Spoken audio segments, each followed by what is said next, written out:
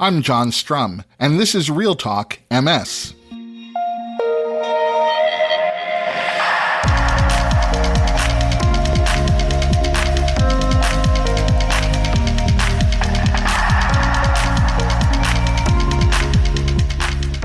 It's September 14th, and we have a lot to talk about. And before we get into today's episode, I want to remind you that in just 2 days, on Thursday, September 16th, I'm launching the first episode of a special 8-episode podcast series titled The MS Caregiver Conundrum. I think most of you know that I spent more than 20 years as a caregiver for my wife, Jean, who lived with progressive MS. So this is a podcast series that I've always wanted to produce. This podcast is going to be a little different than Real Talk MS. You'll meet some amazing MS caregivers, some who are caring for a partner, some who are caring for a child, some who are caring for a parent with MS. And you'll also learn about some of the challenges that MS caregivers face. You'll hear about amazing resources for MS caregivers. And because it's me and I'm an MS activist, you'll even hear about the public policy issues that impact caregivers, as well as the state and federal legislation designed to support MS caregivers. As I hope you've come to expect on Real Talk MS, you'll hear all of this directly from the experts. Our former First Lady, Rosalind Carter, said that there were only 4 kinds of people in the world: those who have been caregivers, those who are currently caregivers, those who will be caregivers, and those who will need a caregiver. So if you happen to see yourself in one of these 4 groups, I hope you'll check out this limited podcast series beginning this Thursday. You can find the MS Caregiver Conundrum at mscaregiverconundrum.com, Apple Podcasts, Google Podcasts, and wherever you find your favorite podcasts. Today's entire episode of Real Talk MS is devoted to talking about employment and MS. For so many reasons in our society, having a job matters. Most obviously, employment provides the economic resources that people need to more easily manage every other aspect of their lives.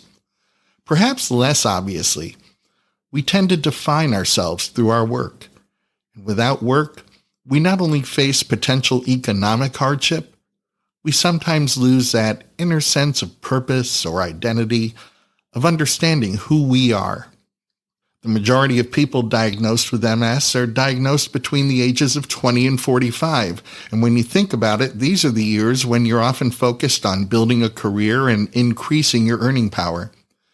And reflective of the vastly different ways that MS can impact an individual, when it comes to employment, people living with MS make vastly different choices. Some people with MS continue working years after they've been diagnosed. Others leave the workforce within just a few years of being diagnosed, and many people living with MS leave the workforce prematurely because they aren't aware of all of their employment-related options. Like so many other aspects of living with multiple sclerosis, managing your employment requires a strategy.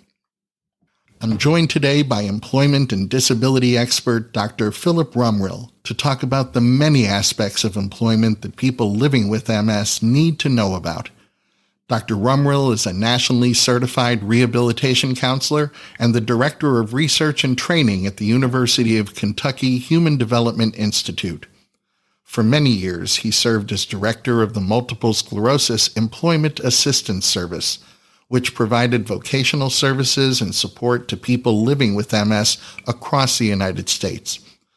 Dr. Rumrill has authored and co-authored more than 150 professional journal articles, 40 book chapters, and 6 books, including Employment Issues and Multiple Sclerosis, and Multiple Sclerosis, A Guide for Rehabilitation and Healthcare Professionals. In a moment, we'll meet my guest, Dr. Phillip Rumrill. Living with MS means learning to be flexible. Your particular MS symptoms may require you to redefine or rearrange certain aspects of your life, and some of the biggest challenges you may face could be at work. But meeting those challenges head on is such an important part of successfully managing MS and continuing your work life. Joining me to talk about MS and employment is Dr. Phillip Rumrill, a professor in the Department of Early Childhood, Special Education, and Counselor Education at the University of Kentucky. Dr. Rumrill also serves as Director of Research and Training at the University of Kentucky Human Development Institute. For many years, Dr. Rumrill served as Director of the Multiple Sclerosis Employment Assistance Service, which provided vocational services and support to people living with MS across the United States.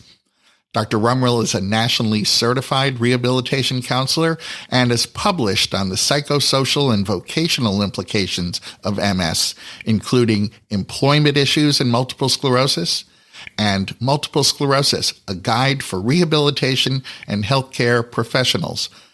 Dr. Rumrill, welcome to the podcast. Thank you, John. Good to be with you. Being employed in a rewarding and fulfilling job is important for so many reasons.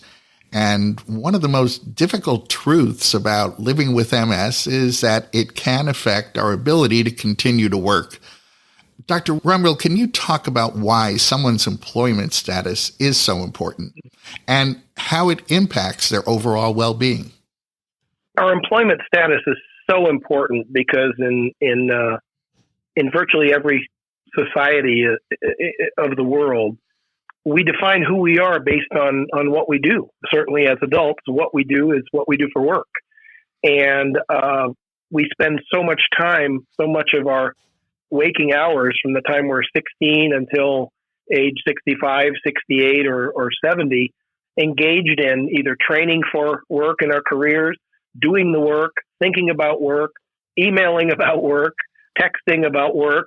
And so it's the most time-consuming social role throughout people's lives. And we talk about work as a way to get paid and to have economic self-sufficiency. And that's certainly the case. But work is also our conduit to health insurance for many people, therefore to health care. We know that people who work have greater access to financial resources. They have higher levels of life satisfaction. They have more social capital, meaning friends and important social contacts.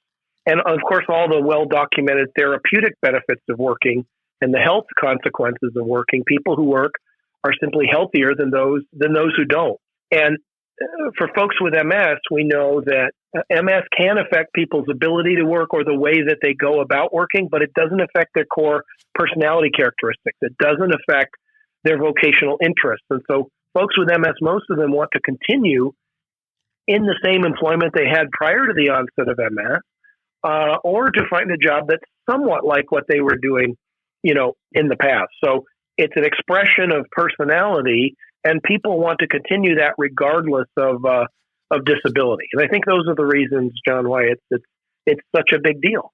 You and some of your colleagues have conducted studies looking at people living with MS and various aspects of employment. Can you share some of your findings with us? Certainly. One of the things we find over and over and we're struck by is what an incredible labor resource that exists among people with MS. In America, 95 to 98% of people with MS have employment histories. About 60% of people with MS, and most of the studies that we've done, are college graduates. 3/4 to 80% are still working at the time of diagnosis. And yet, as time and the illness progress, we see a sharp drop-off in employment such that only about 40% of Americans with MS nationwide are currently employed for pay. We know that around 80% of folks with MS who disengage from the workforce leave their jobs voluntarily. So they make this choice of their own choosing. We also know that a vast majority of folks with MS who are unemployed feel they still have the ability to work. So they make that choice even before the MS condition itself has made it so they can't, work any longer. And so they disengage from the workforce by all of these metrics, probably prematurely, based on their own interests, and their own desires. And then they end up, having to figure out how to restart their careers, which can certainly be done, but it's much easier, and it's much less stressful to help someone continue in the employment that they loved before the illness manifested itself than it is to help them restart their careers altogether. So one of the things we find is that we've got a tremendously capable, qualified, productive group of workers who are disengaging from the workforce really in significant numbers, and then end up, usually of their own choosing, and they end up regretting that decision and wanting to get back into the workforce. That's kind of the profile. And so we want to catch people as early in the disease process as we can to help them continue working as long as they wish to, so that that choice truly becomes the person's very own. I think you just about suggest the most logical follow-on question to that. What resources are available to help someone who's living with MS remain in the workforce? Well, three important ones I would point out, John, are the National Multiple Sclerosis Society. It's just an incredible resource. I think you have access to their actual website, and perhaps the listeners could get a hold of that. But you can Google the National MS Society, and you can sub-bar down to employment, and you can see all the employment-related resources. I'm sure it's nmss.org, John, I'm pretty sure. And then go down until you see employment and look at the wealth of online resources that it has regarding employment of folks with MS. The other is the State Federal Vocational Rehabilitation, or VR program, available in all 50 states and U.S. territories, provides free vocational and employment services for folks with MS, including assessments, training, job development, placement services to help you find a job, retention, and on-the-job supports to help you keep the job, consultation regarding workplace accommodations, etc.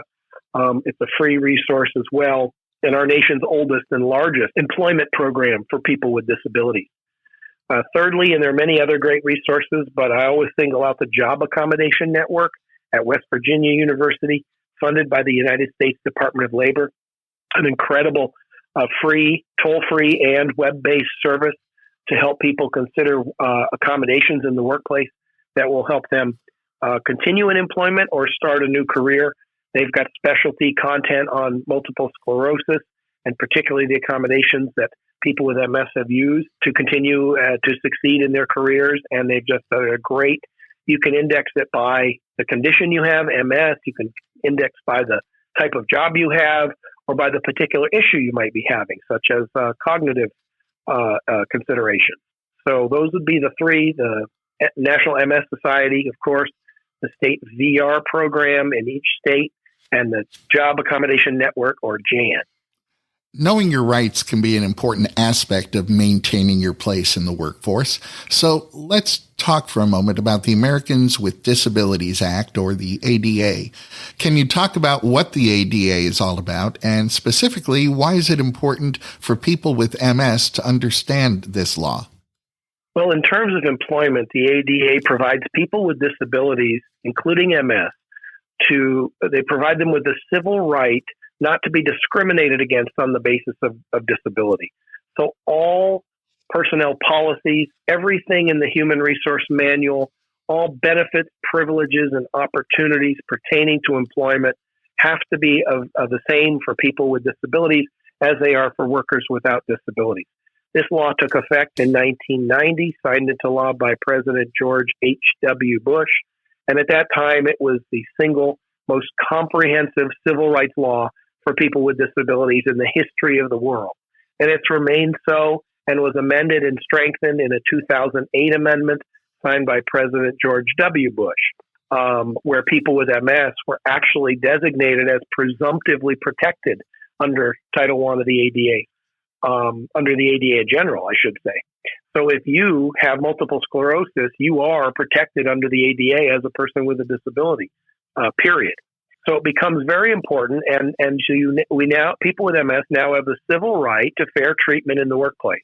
And that's everything from the way a job is posted to the interview procedure to questions that can be asked at a physical examination to the terms and conditions of employment, to not being harassed or intimidated on the basis of your MS, to how discipline is leveled, to how promotions are determined, to how salary raises, opportunities for training and advancement, opportunities to travel, to go to conferences, decisions about layoff, or termination. People with disabilities have the right to have all of those decisions made fairly and based on their qualifications and experience, not on their disability status. So it's a huge deal. It also provides workers with disabilities with the civil right to reasonable accommodations in the workplace that the employer has to undertake to help the person to succeed in employment. And reasonable accommodations are not available to people without disabilities. This is a consideration for people with disabilities that helps to level the playing field, if you will.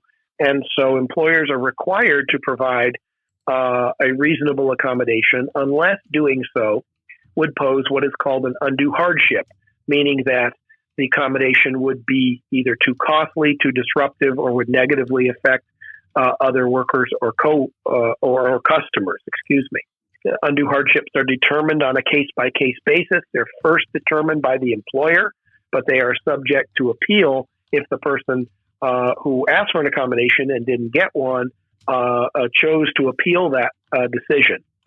So a couple things we know about the accommodation process under Title I of the ADA in employment is that half of all accommodations that people with MS use cost less than $500 to implement, and 25% of those accommodations cost nothing at all, zero.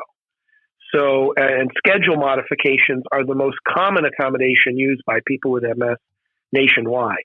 All of these, John, are an outgrowth of our ADA and its subsequent amendments, which have really had a profound impact on opportunities and inclusion for people with disabilities and giving them the civil rights that other minorities were granted under the Civil Rights Act of 1964.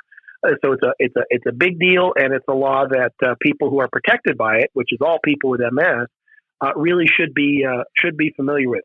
Google the ADA and read up on it. This is a law, and it's for you.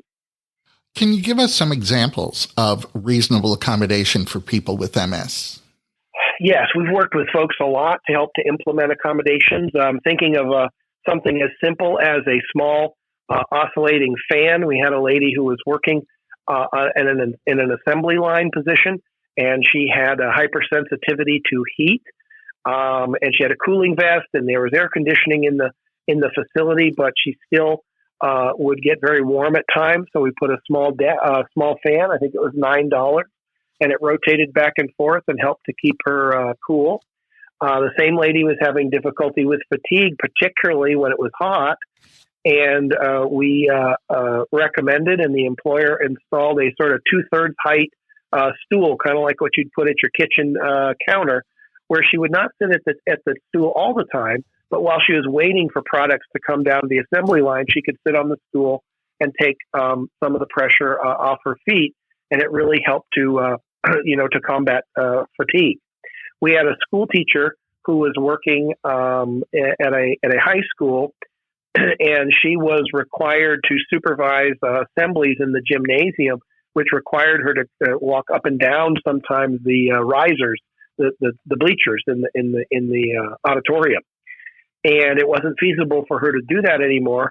So the school district implemented an exchange of marginal duties of her job as a teacher, where instead of her supervising assemblies, she supervised an extra study hall, and the person who was doing the study hall would supervise the assembly.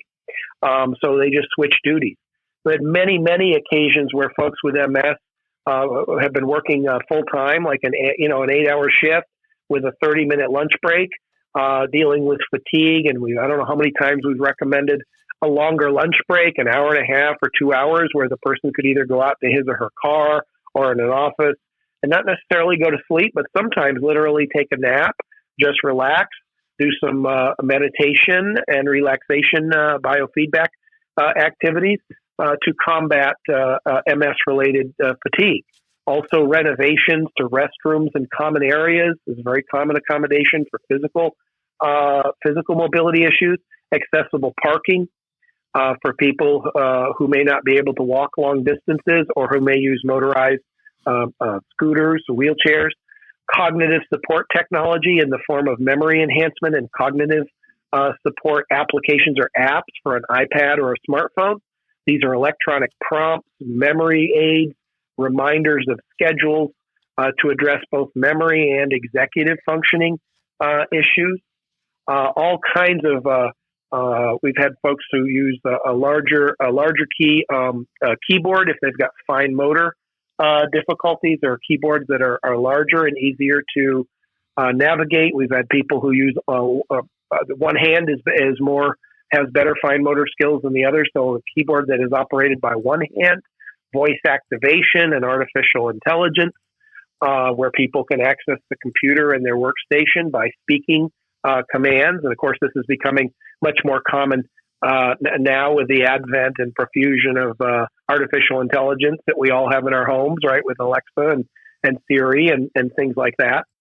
Those are a few, John. I could go on, but I won't. I give some of the examples. In the Job Accommodation Network, John would have literally millions of these strategies and suggestions that they've offered over the years. Who decides if a requested accommodation is quote unquote reasonable or not? Well, the employer makes that initial decision. That's a great question and a great point, but that is subject to appeal if the person disagrees with that determination of an undue hardship. Because the employer is providing the accommodation, has to pay for it, the employer gets the first choice about whether it constitutes an undue hardship. But it's sometimes a source of disagreement, and people will sometimes complain and say, no, it's not an undue hardship. And what do you mean you guys can't afford a $50, device or something like that? Having said that, I want to bring everybody back to that finding I mentioned, where half of all accommodations cost less than $500 to implement. And in this economy where there's such a shortage of workers, and it looks like that's going to be continuing as we continue to reopen, and how hard employers are having to work to keep good workers, how about a very highly qualified, capable, productive worker with MS, well-trained, as I had mentioned before? Do you think most employers would pay $500 in order to help that person stay on the job and not have to replace him or her? They certainly would. And so we find employers not very often, John, getting bogged down in the cost of accommodation.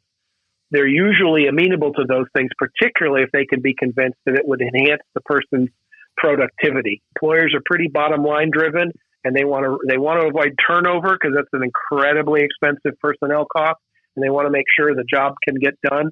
And I think with COVID-19, we've learned it doesn't really matter where you do your work, what tools you use, what it looks like when you do your work, as long as you can do it. And there may be some long-term benefits of the pivoting we've had to do in COVID-19 for folks with MS and folks with other disabilities who are going to be able to do certain functions of their jobs through technology in creative ways we never had to consider until we had to get so creative because of the pandemic. I'm rambling a little bit, but I wanted to take this opportunity to talk about the ease, low cost, and utility of most accommodations.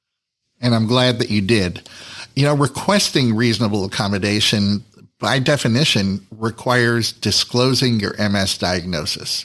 And disclosing that diagnosis with an employer, that can be a very personal decision for some people, and it becomes a very challenging decision. What should someone living with MS consider in deciding whether they should disclose their diagnosis? And if they decide that they should, who do they disclose to, and what information should be shared? Well, yeah, that's a really important, it's a personal decision. The law never requires, the ADA doesn't require you to disclose that you have multiple sclerosis, only that you're a person with a disability. They can ask for documentation of your disability, but not of your diagnosis. So your employer, they don't have the right to know that you have MS, but they do have the right to know that you have a functional limitation, say with moving with the use of your right arm, if you're asking them for technology to accommodate it. Because of that, I encourage people when they do decide to disclose to talk about their condition in functional terms.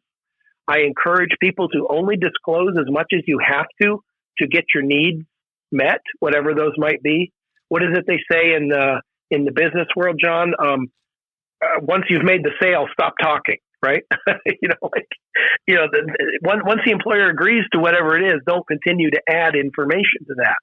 And because you're not required to give your diagnosis of MS, we usually encourage people to, when in doubt, maintain your right to privacy. Now, sometimes there are occasions when people say, I want to get it all out on the table. I feel my employer is trustworthy. Those are some of the things you would take into account.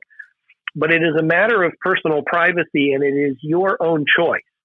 And you only need to disclose your disability status if and when you need an accommodation on the job.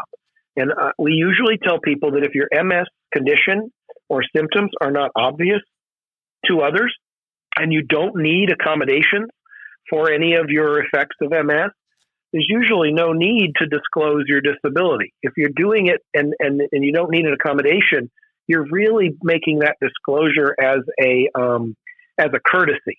But some of the things you take into account are your own comfort level with disclosure. How much do you want to disclose? What is the purpose of the disclosure?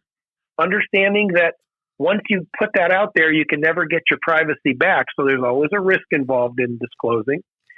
Strongly consider not disclosing any more than you have to in order to get the accommodation you need. If you can find another way to accommodate yourself at work that doesn't have to attribute it to your disability status, we usually encourage that. The employer will accommodate you informally without wanting a bunch of documentation. That's usually a good thing. And then what is the solution that you're looking for? Understanding the accommodations are going to help you most. But if you do disclosing that in functional terms and always accompanying it, never just tell them about your MS by itself. Give them the disclosure and then tell them what it is you want or need. Be very specific about that, and don't talk about it less in terms of how your MS or your condition prevents you from doing a function, but how well you'll be able to do the job with the accommodation. So framing it in a positive way that the accommodation will enhance your productivity seems to be the best way and the most important and the most effective way overall. And it sort of keeps the employer thinking about that bottom line, about how productive a worker you are, not getting into issues and speculations about your health or disability status. So those are the things I recommend. John, we could do a whole hour on disclosure too, of course, because there's all these nuances. Everyone has a unique and different kind of situation. The MS Society has a very good brochure on disclosure, which lays out a lot of these kinds of considerations. But it's a personal decision, and you need to be prepared. You need to do what makes you most comfortable in making that disclosure, if you decide to at all. And who are you making this disclosure to? Is it your direct supervisor? Is it HR? Is it both? So they each hear it from you and there isn't anything lost in translation from one department to another. Who should you be talking to? Yeah, the ADA does not specify that, but it's a very good question. If your workplace culture is such that the supervisor is always like, okay, I don't know about that, just go to HR.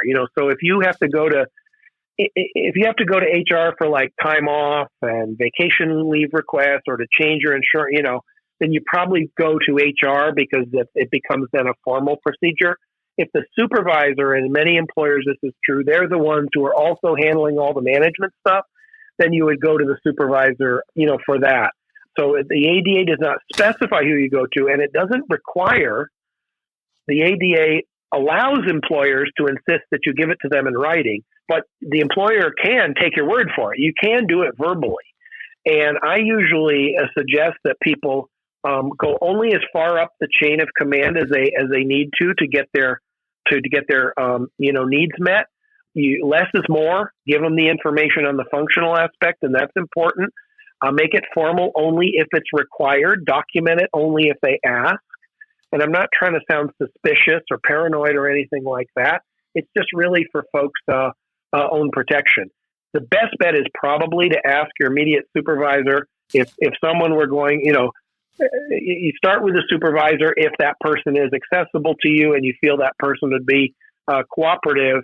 You would probably start with them unless there's a reason not to. But you can also go online and look at the policies at your place of employment about how. So they might have, as a larger employer, they will have a guide for how do you go about requesting an accommodation? What do you need to do? and you might want to follow that procedure. But there's a tendency to probably over-disclose rather than under-disclose. And I very rarely would talk with a person with MS who told me after the fact, I wish I'd have told my employer more about my MS. I had a lot of people who would tell me they wish they'd told their employer less. And based on that, I say, keep it simple, go only as far up as you have to, start with the supervisor in an informal way, unless there's a good reason not to do that. That would be my general advice. This issue of disclosure in the workplace is such a hot button issue for people who are affected by MS. I want to drill down to one particular detail of this sort of scenario, and that is disclosure with a prospective employer or at the time of employment. So someone is interviewing for a new job. Are they required to tell that potential employer, perhaps not their specific diagnosis, as you've already pointed out, but about any functional challenges that they may face? Well, they are never required to at an interview. Let's just start there, okay? And you're only required to ever if you have a need for an accommodation. So if you're going to an interview and you have concluded that this job will not require accommodation for you to succeed in that job, in other words, there's nothing to ask the employer for, there's generally no need to disclose. Now, if your condition is obvious, like let's say you use a wheelchair for mobility, okay, you may wish to disclose. You say, I use this wheelchair for mobility, but I'm able to do all these functions of the job. I can demonstrate if you'd like. And in fact, it's important to know that if you have an obvious disability and the employer has reason to believe that you might need an accommodation or might have difficulty performing some aspect of the job, the employer can actually bring it up in the interview, even if you don't. So the employer can't ask if you have a disability like on application forms, but if you come in and it appears that your disability status is obvious, the employer could, for example, say, I see that you use a wheelchair and this job requires you to do some filing on a shelf that would be, this high, 5 feet high. Can you show us how you would perform those functions? An employer has the right to be satisfied in an interview that you're able to do all the functions of the job, all the essential functions of the job. So, but if your condition is not evident and you don't have a need for accommodation, I would almost never disclose at an interview. If you might need an accommodation, I'd leave that open and I'd start talking about it, at the point of hiring, because they cannot rescind the offer based on your accommodation need. If your condition is obvious and the employer might think that it would compromise your ability to do the job, sometimes you might want to disclose proactively. So they say, this is what the job requires, and it requires filing and that kind of thing. And you can say, well, you can see that I use a wheelchair for mobility. Here's how I would accommodate that function right here. Sometimes you want to do that to be proactive. Some people prefer to wait. But it is true that the employer is the only case when an employer can inquire about your disability status. Two conditions. One, the condition is obvious and would be reasonably obvious to others, and they have reason to believe that you might have difficulty doing that particular function. That's the only time they can inquire, but it is worth noting. So one of the things you think about in that initial disclosure at the interview is my condition evident to other people? And then the issue is, does it bring with it a need for accommodation? And those are the two things that you sort of have to put on a grid as you make the determination to disclose at an interview. But generally, only if you're sure you need an accommodation in an interview would I bring it up during that time. And this isn't to be suspicious either. It's simply to allow the interview to focus on your skills and abilities and not detract any attention away from things about your ability to do the job or your accommodation needs or whatever it might be. Let them hire you or not based on your performance in the interview, and then we can talk specifics. We can talk about start dates, we can talk about where your office would be, and we can talk about your accommodation needs. So it is always kind of it's a personal decision, and it's always a judgment call. But when in doubt, I prefer don't disclose and don't bring it up in an interview unless you're sure you need to. That's how I would probably summarize my advice on that. So let's suppose someone took your advice and the interview went very, very well. They're offered a job, and then they're told all they need to do is pass the required physical exam. Now, they haven't brought up anything about MS at this point. What happens if they can't pass that physical exam? If they can't pass the physical exam, the employer can, for any reason, the employer can rescind the offer. Okay? So the physical exam is important. Here's a couple caveats on the physical medical exam. One is it has to be an exam that everybody gets. So it has to be required for everyone. So if I come into office, I'm using a wheelchair, and they say, you have to take the physical, but nobody else does, right? It sounds ridiculous, but employers can't do that. It has to be an exam that everyone takes. The other good news about this, John, is that the medical exam has to be job specific. So if I'm applying for that job as a filing clerk, and the most I would be required to lift in that job is a 2-pound file of papers, you can't ask me if I can lift 50 pounds over my head. So the employer may only inquire about your ability to do that particular job. But if there's a medical exam required and it is job specific and you go to it, you have to submit to it.